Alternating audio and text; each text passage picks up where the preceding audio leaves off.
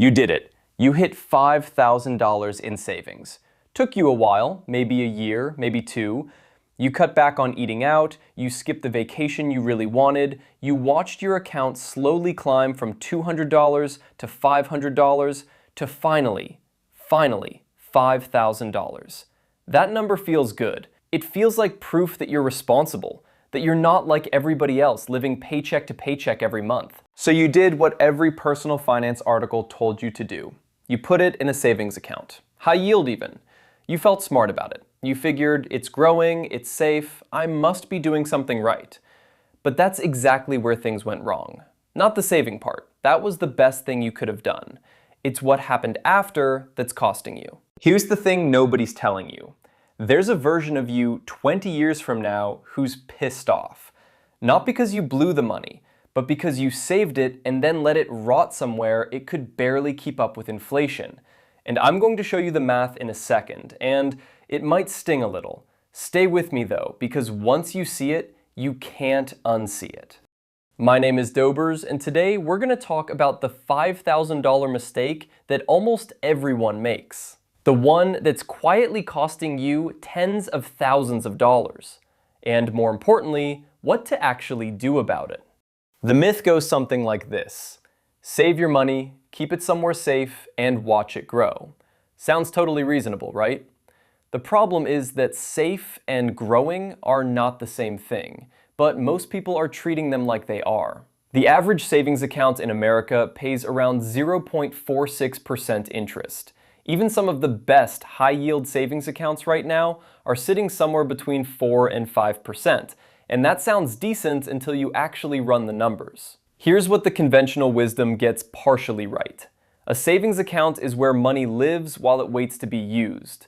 For your emergency fund, money you need in the next 6 to 12 months, that makes total sense. Nobody's arguing that. The problem is a lot of people are parking $5K, $10K, $20K in savings and just leaving it there for years, calling it responsible. Meanwhile, inflation is eating it alive and they have no idea. Inflation in the US has averaged around 3% per year over the long term. So if your savings account is earning you 1%, you're actually losing 2% of your purchasing power every single year. Your balance still says $5,000, but what that 5K can actually buy you, that number is shrinking, quietly, every single day. Let's do the actual math, because this is where it gets real. Say you're 28 years old, you've got $5,000 saved, and you toss it into a savings account earning 1% annually. No extra contributions, just that $5,000 sitting there for 30 years. By the time you're 58, you'd have made less than $2,000 in interest. 30 years of waiting for that. Now take that same $5,000 and put it into a simple S&P 500 index fund instead. Even using a conservative return, that same $5,000 left alone for 30 years turns into over $38,000. Same money, 20 times the result. At the full historical average, it's even higher. We're talking the difference between a nice dinner out and a down payment on a house, all because of where you parked your money. That gap has nothing to do with how hard you worked or how much you earned. It comes entirely from location, where the money lives. That's the whole game. Think about someone who did everything the right way on paper. Good job, steady income, putting money aside every month. By 35, they've got $20,000 saved up and they feel ahead of the game. Most people their age have nothing, so they figure they're doing great.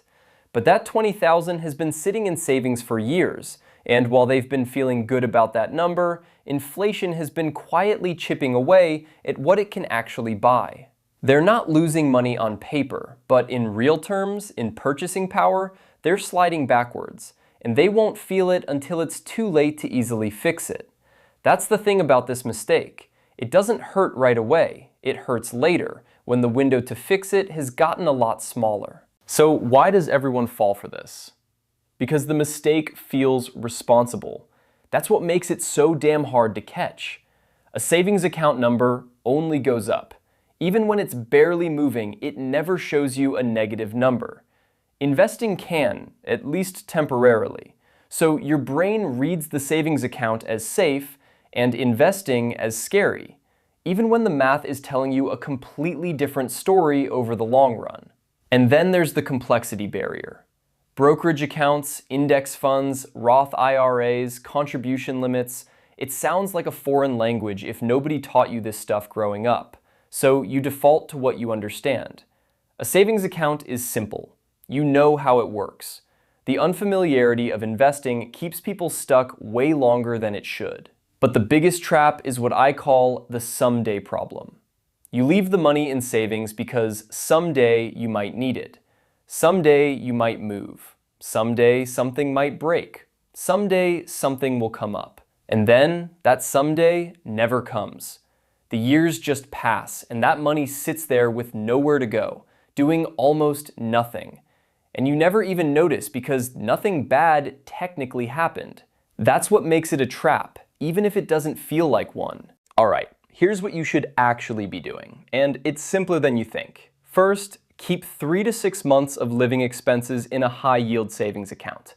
That's your emergency fund, and it belongs there. Liquid, accessible, there when you need it. But that's the only money that should be sitting in savings long-term. Once you've hit that number, anything extra needs to be working harder. Second, open a Roth IRA if you don't have one already. Seriously, this week. Fidelity, Schwab, Vanguard, all free to open, and it takes about 15 minutes. A Roth IRA lets your money grow tax-free, meaning when you pull it out in retirement, you pay 0 taxes on the gains. That return we were talking about earlier, in a Roth, you keep all of it. Third, inside that Roth IRA, buy a simple index fund. Not individual stocks, not crypto, not whatever your cousin is excited about right now. Just a boring S&P 500 index fund. VTI, VOO, FXAIX, pick one and put money in every month if you can. Then leave it alone. And last, stop checking it constantly. That's how people panic sell when the market dips and lock in losses they didn't have to take. Automate your contributions if you can, set it, and let compound interest do its thing. It's really good at its job when you get out of the way. Look, saving 5K is genuinely hard, and you should feel good about it. Most people can't even get there. But the worst thing you can do after all that work is leave your money somewhere it can barely breathe. You did the hard part. Now let your money do some of the work too. If this hit different for you, drop a comment below. I want to know where you're at, whether you're already investing or just starting to figure this stuff out. And if you've got somebody in your life sitting on cash they don't know what to do with, send them this video. It might be the most valuable thing you do for them all year.